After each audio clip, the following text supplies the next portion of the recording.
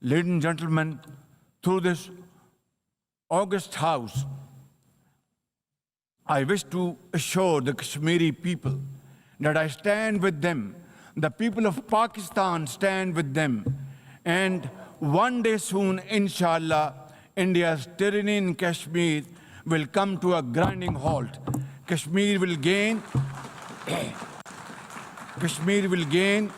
its fundamental right to self-determination through an impartial plebiscite under the auspices of this very organization, United Nations. Excellencies, the plight of the Palestinian people is one of the most heart-wrenching tragedies of our times. This prolonged injustice is a stain on the global conscience and our collective moral failure. For nearly 80 years, the Palestinians have courageously endured Israel's brutal occupation of their homeland in the West Bank. Each passing day brings new brutality, illegal settlers who terrorize and kill with impunity, and nobody can challenge them and question them.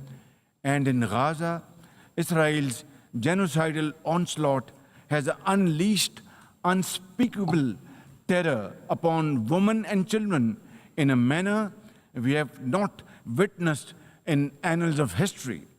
In blind pursuit of its nefarious goals, the Israeli leadership has unleashed a shameful campaign against the innocent Palestinians, which history will always remember as one of its darkest chapters.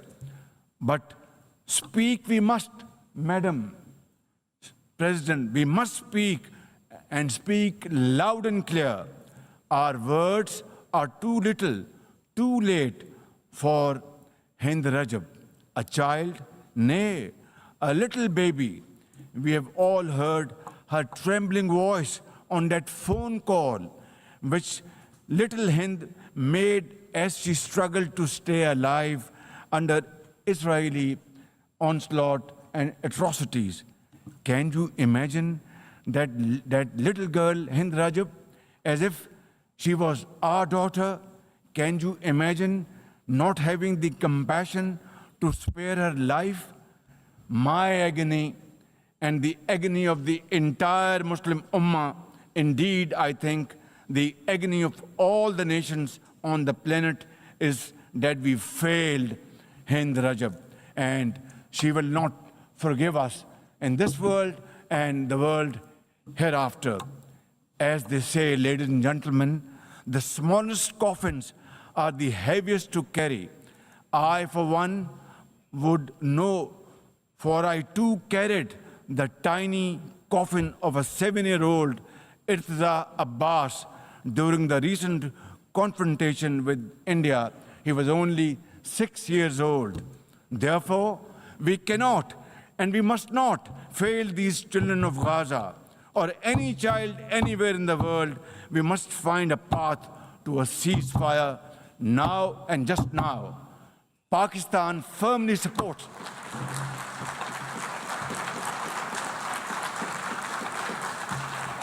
Ladies and gentlemen, Pakistan firmly supports the demand of the Palestinian people for the establishment of a sovereign Palestinian state with pre-1967 borders and Al-Quds Sharif as its capital.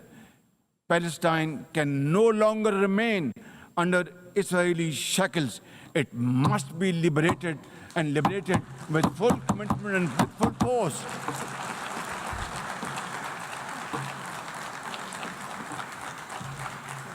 At least as far as Pakistan is concerned, we were among the first to recognize Palestinian statehood in 1988. And now we welcome the recognition of the state of Palestine by a number of countries recently around the globe, and urge others to also follow suit, because time and tide wait for none. We are further grateful for President Trump's timely initiative to invite Arab Islamic states 3 days ago here in this building for a consultative session at the United Nations. And I was also part of that consultative process. And I think, and I hope and pray to God that it has rekindled hope for a ceasefire in the nearest future, for which the credit must again be attributed to President Trump for this peace initiative. Excellencies,